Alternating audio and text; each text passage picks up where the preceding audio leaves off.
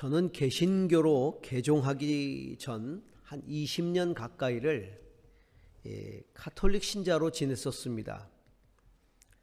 제가 재수를 시작하고 얼마 있다가 개종을 하게 되었습니다. 개신교로 개종하고 나서 변화가 있었다면 이 영적인 기쁨이 찾아왔다는 겁니다. 그 이전에도 종교심을 가지고는 있었습니다. 하나님을 두려워하는 마음도 있었고요. 선하게 살아야 한다는 생각도 있었고요. 그렇지만 어떤 영적인 기쁨을 맛보면서 살지는 못했습니다. 그런데 개종을 하면서 제가 영적인 큰 기쁨을 맛보게 되었는데 몇 가지가 있었습니다. 그 첫 번째는 제가 하나님의 사랑을 받는 존재라는 걸 깨닫게 되었다는 겁니다. 처음 출석했던 개신교 예배에서 주님을 영접하게 되었는데 그때 말씀이 요한복음 3장 16절이었습니다. 하나님이 세상을 이처럼 사랑하사 독생자를 주셨으니, 하나님이 그 예수님 독생자를 보내주신 게 나를 사랑하기 때문이라는 메시지가 들려오기 시작했습니다.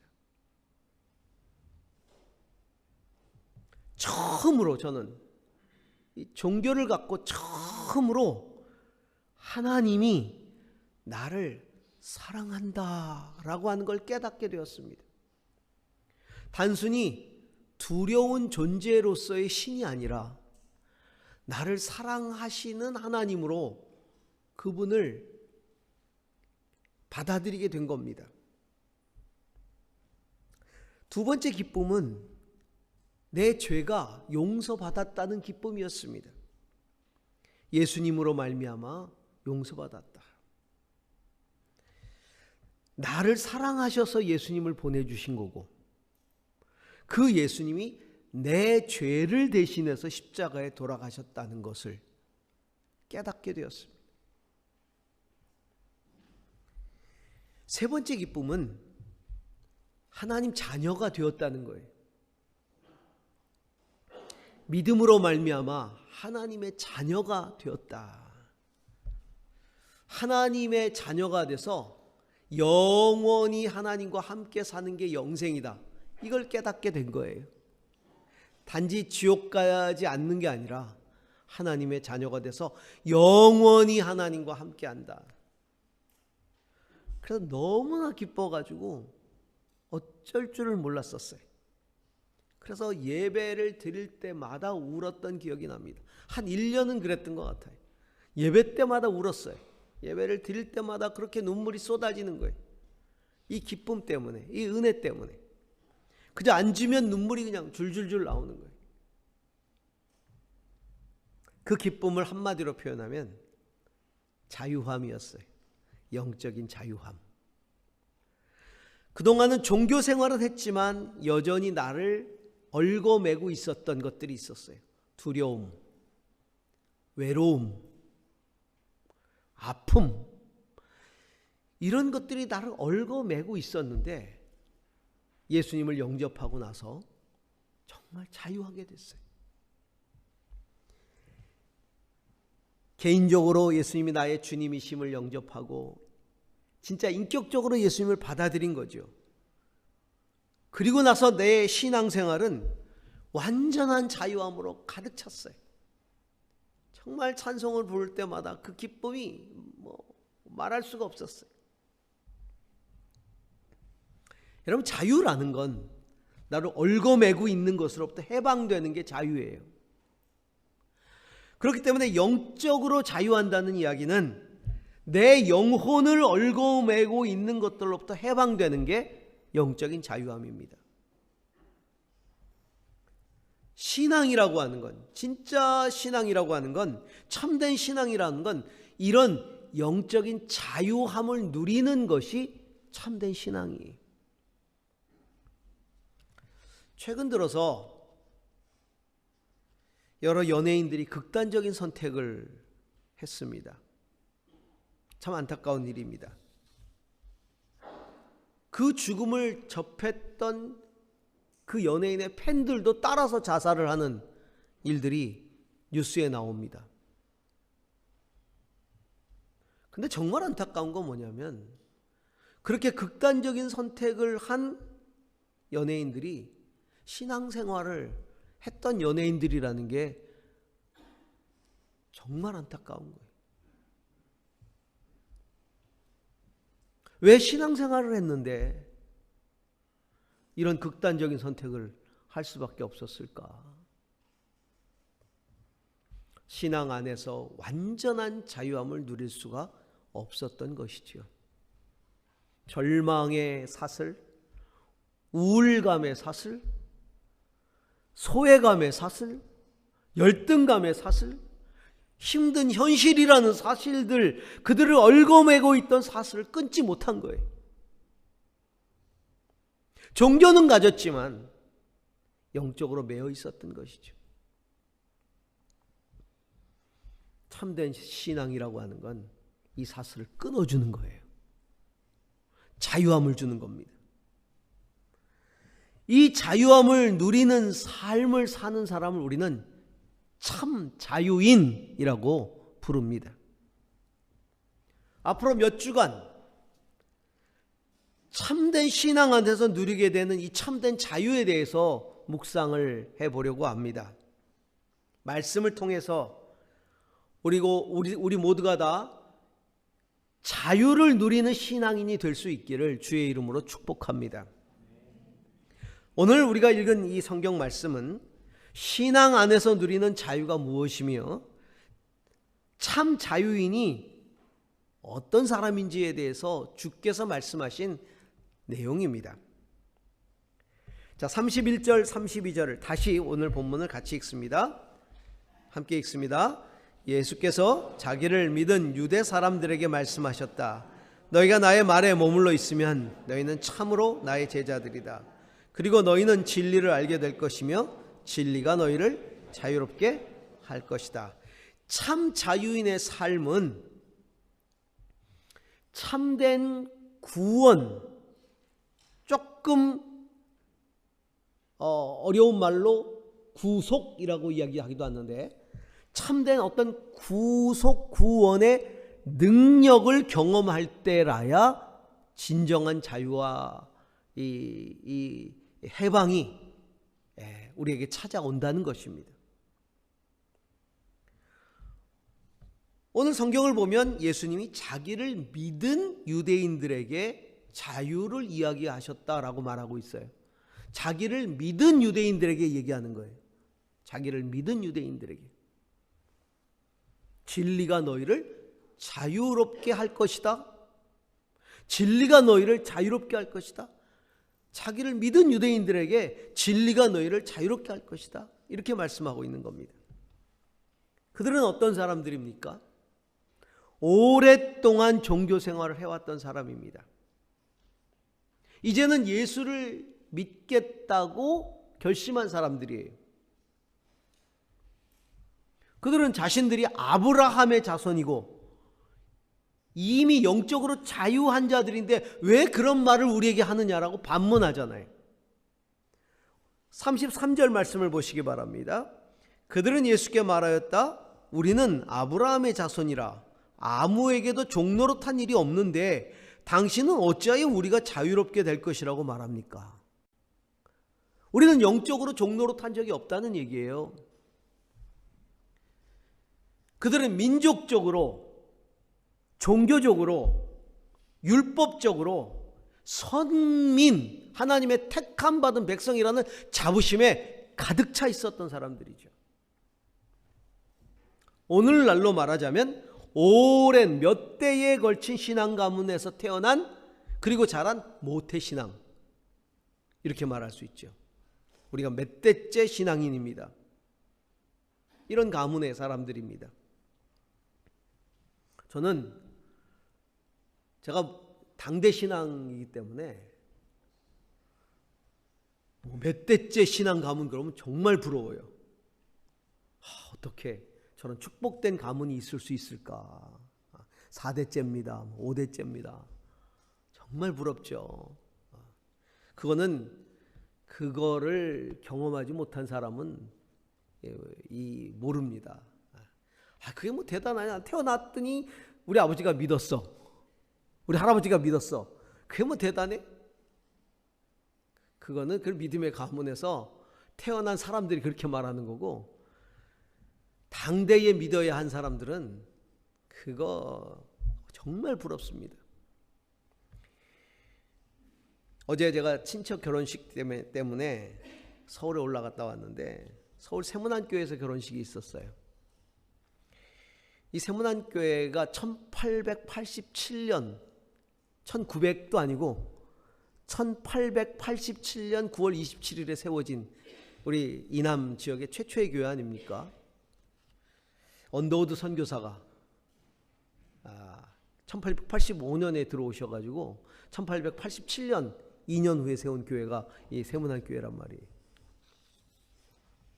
무려 135년의 역사와 전통을 가진 교회예요. 새로 얼마 전에 굉장히 광화문에 큰 예배당을 건축을 했어요. 그리고 그 안에 사료관을 만들었습니다. 그래서 제가 어제 갔다가 시간이 나서 그 사료관을 쭉 돌아봤어요. 사료관이 굉장히 커요. 역사 정리가 정말 잘 되어 있었습니다. 거기서 쭉 처음부터 끝까지 돌아봤는데 한국 교회사를 보는 것 같았어요. 25년 된 교회는 따라갈 수 없는, 감히 따라갈 수 없는 엄청난 역사적인 포스가 확 느껴지는 거예요. 와, 야, 이게 교회 역사의 힘이로구나 라는 걸 느낄 수 있는, 진짜 한국 교회 역사를 볼 수 있는 그런 포스가 그걸 도는 동안에 확 밀려오는 거죠. 한국 교회 초창기에 막 기록들, 사진들, 그것들이 막 쭉 배열이 되어 있는데, 근데 그 사료관을 안내하시는 권사님이신 것 같아요. 제가 여쭙지는 않았는데, 근데 그 자부심이 대단하신 거죠. 그러면서 뭐 좀 설명해 드릴까요? 그래서 제가 한번 둘러볼게요. 이제 이랬는데, 제주에서 왔다니까 너무 반가워하시면서 제주에서 살았던 경험이 있고 제주도에서 또 영락교회도 다녔던 경험이 있으시다고 이렇게 말씀하시더라고요. 135년의 역사를 가지고도 이런 자부심이 대단한데, 하물며 수천 년 지속되어 온 민족적이고 종교적인 자부심은 이루 말할 수 없는 거죠. 유대인들. 그러니 예수님이 진리가 너희를 자유케 하리라고 할 때 반발할 수밖에.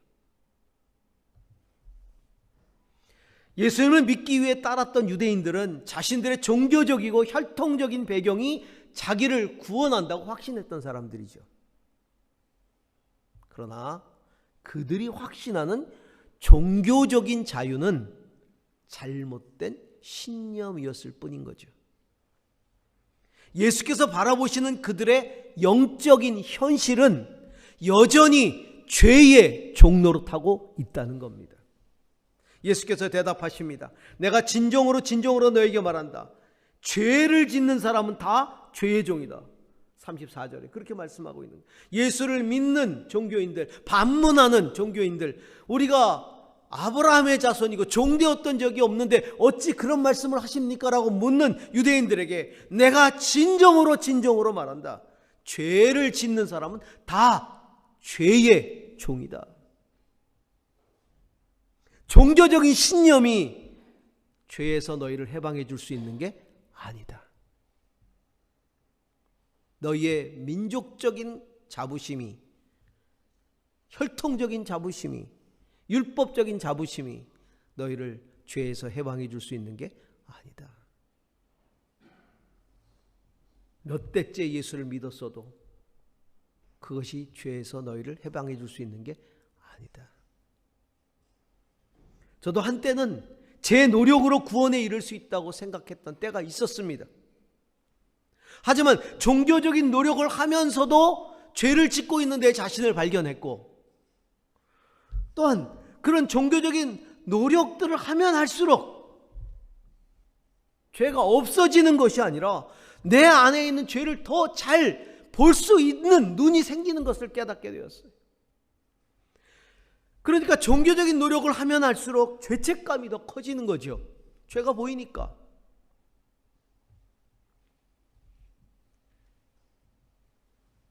참된 영적인 자유는 나를 자유하게 하시는 능력을 경험할 때만 가능한 것입니다. 내가 나를 자유하게 하는 게 아니라 나를 자유하게 하시는 능력을 경험해야만 영적인 자유가 찾아오는 거예요. 그것을 우리는 구속의 능력이라고 말합니다. 죄값을 지불하고, 나의 죄값을 지불하고 나를 그 죄로부터 자유케 해주시는 구속의 능력, 그것을 경험할 때만 가능한 것이죠. 원래 이 구속이라고 하는 말이 가지고 있는 의미가 옛날에 그 로마 시대 때 노예를 사러 가서 그 노예를 사오기 위해 값을 지불하고 노예를 사서 내 소유로 만든 다음에 그 노예를 이제는 너는 노예가 아니고 자유인이야 라고 풀어줘 버리는, 이것을 포함하고 있는 단어가 구속이란 단어예요.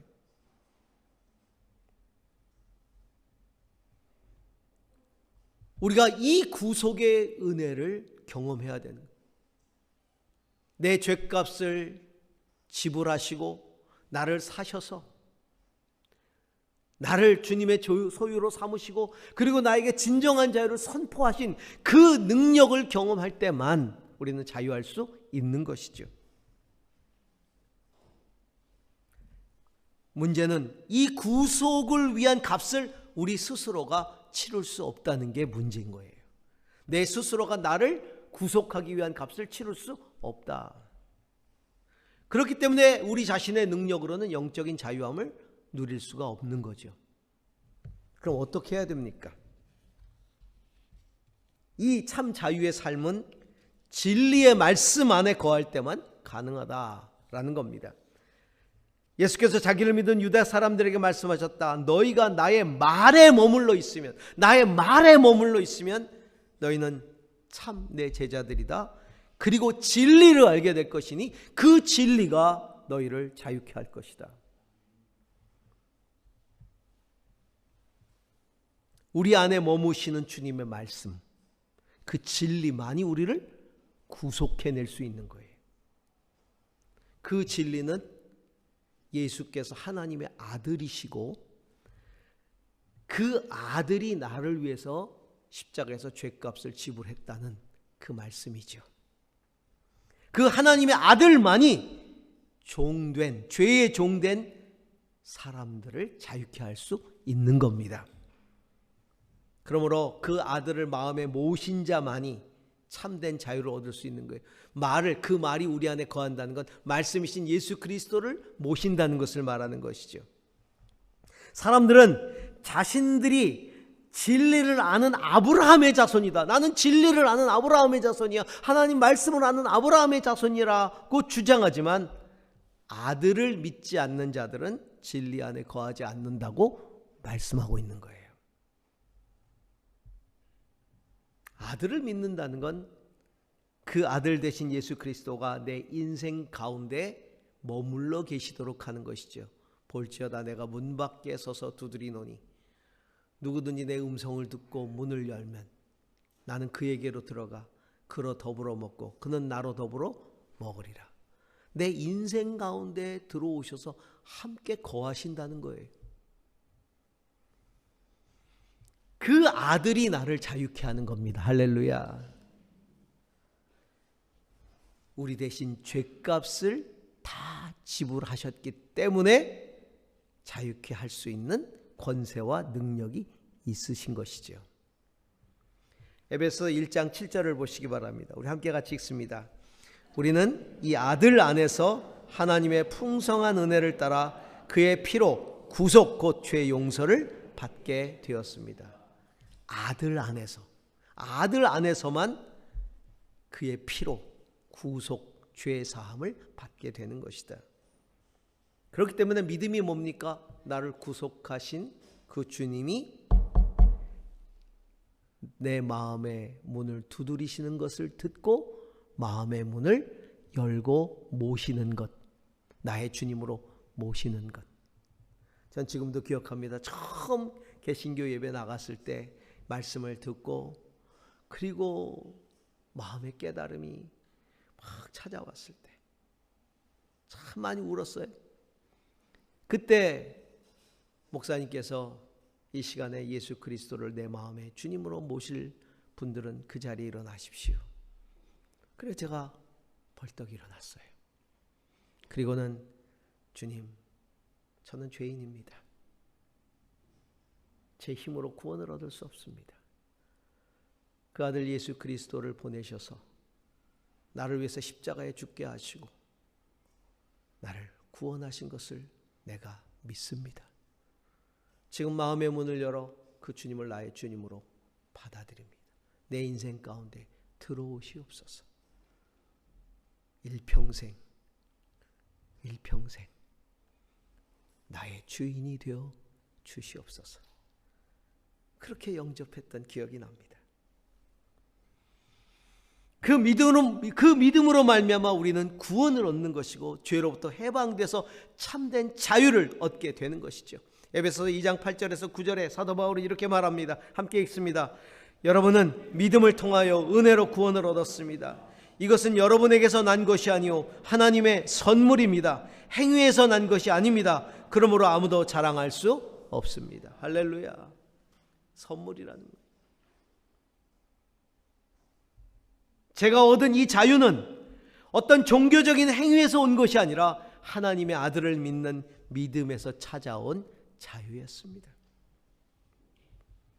제게 주셨던 자유의 메시지, 주님이 제게 주셨던 자유의 메시지는 바로 내가 너를 위해 하나뿐인 아들을 십자가에서 죽게 했다라는 메시지였습니다. 그 메시지가 떠나질 않았습니다. 내가 너를 위해서 하나뿐인 내 아들을 십자가에서 죽게 했다. 그때 이후에 그 어떤 상황도, 그 어떤 사람들도, 그 어떤 말도, 그 어떤 가르침도 하나님의 아들 예수 그리스도께서 내게 주신 자유를 빼앗을 수 없었습니다.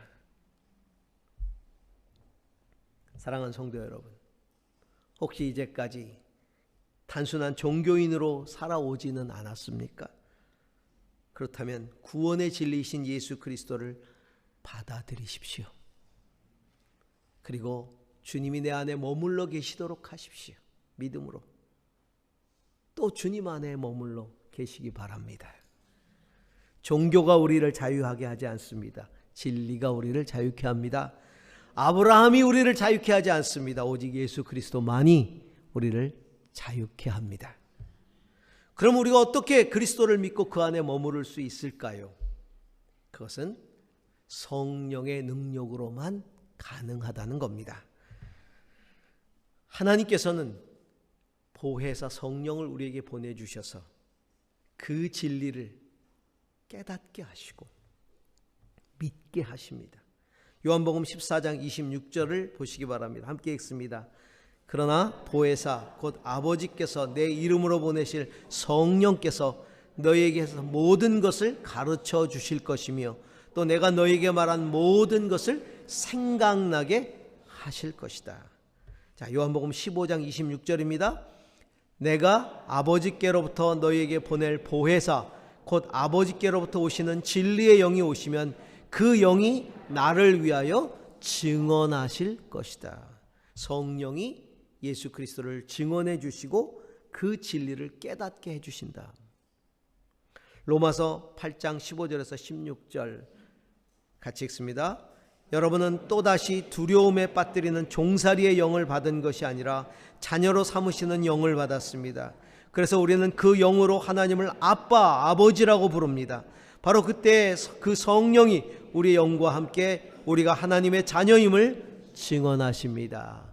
아멘. 보혜사 성령님이 예수님을 깨닫게 하시고 믿게 하시고 받아들이게 하시고 그래서 내가 하나님의 자녀가 되게 하시고 그 자녀로서 아버지를 고백하게 하십니다. 성령님이 하십니다. 보혜사라는 말 자체가 내 곁에 계시도록 보내주신 분이란 뜻입니다. 하나님이 내 곁에 내 안에 계시도록 성령을 보내주신 겁니다. 그 보혜사 성령이 예수님을 깨닫게 하시는 겁니다.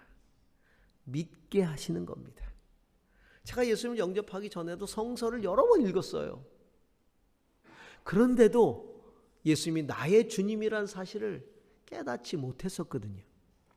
그런데 성령이 함께 하시니까 예수님이 나의 주님이시고 나를 위해서 십자가에 죽으셨고 하나님이 나를 위해서 보내신 하나님의 아들이란 사실을 내가 깨닫게 되더라는 겁니다. 그리고 믿게 된 것이죠. 성령이 하신 겁니다. 그러므로 누구든지 성령이 아니고선 예수를 주라 시인할 수 없느니라. 성경이 말씀하고 있는 겁니다. 성령께서 내 곁에 계시고 내 안에 보혜사로 계셔서 나로 하여금 예수님을 믿고 동행하게 하시는 겁니다. 부활하신 예수님 제자들을 찾아가셨어요. 두려움에 빠져있는 제자들을 찾아가셨어요. 그리고는 제자들을 향해서 숨을 후 내쉬시면서 성령을 받으라 이렇게 말씀하셨어요. 이게 무슨 상황일까요?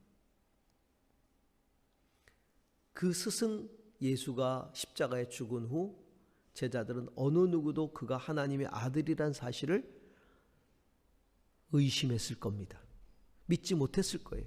아니 하나님의 아들이라면 이렇게 허무하게 죽는가? 이렇게 생각했을 거예요. 그런데 부활하셔서 제자들에게 나타나신 거예요. 그리고는 당신이 진정한 하나님의 아들이심을 믿게 하시려고 숨을 내쉬며 성령을 받으라. 이때의 성령은 그들 곁에 오셔서 능력으로 임하시는 성령이 아니라 그들 곁에 오셔서 예수 그리스도를 믿을 수 있게 하시는 인격적인 보혜사로 다가오신 거죠. 그리고 제자들에게 믿음을 주신 겁니다. 그리고는 능력으로 임하실 성령의 권능을 다시 기다리라고 말씀하신 거죠.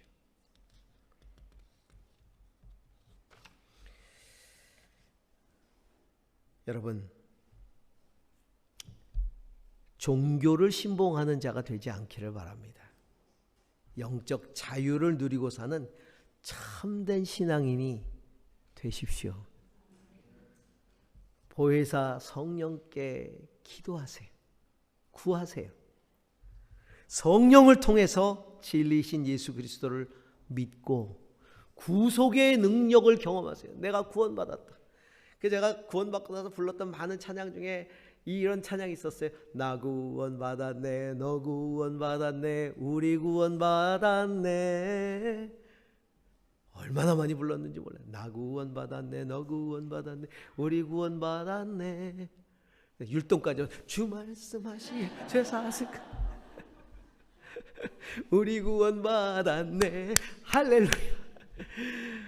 아, 참 많이 불렀어요. 나 구원받았네, 너 구원받았네, 우리 구원받았네. 이게 중요해요. 이게 중요해. 근데 하나도 부끄럽지 않았어요. 하나도 부끄럽지 않았어요. 매일매일 가정 예배 드릴 때도 그렇고 주일 예배 때도 그렇고 얼마나 기뻤는지. 여러분, 우리가 신앙 안에서 자유를 누려야 합니다. 나를 위해 십자가에서 죗값을 지불하고 구속해내신, 건져내신 하나님의 아들을 믿어야 합니다. 이미 죗값이 지불됐습니다. 나를 사셨습니다. 그리고 나에게 자유를 선언하십니다. 그런데 그 자유를 내가 맛보려면 예수님을 믿어야 합니다. 믿고 그 아들을 믿고 이제는 더 이상 죄의 종살이를 하지 말고 벗어나서 하나님의 자녀로 진정한 영적 자유함을 누리며 살아가는 참 자유인이 되시기를 주의 이름으로 축복합니다.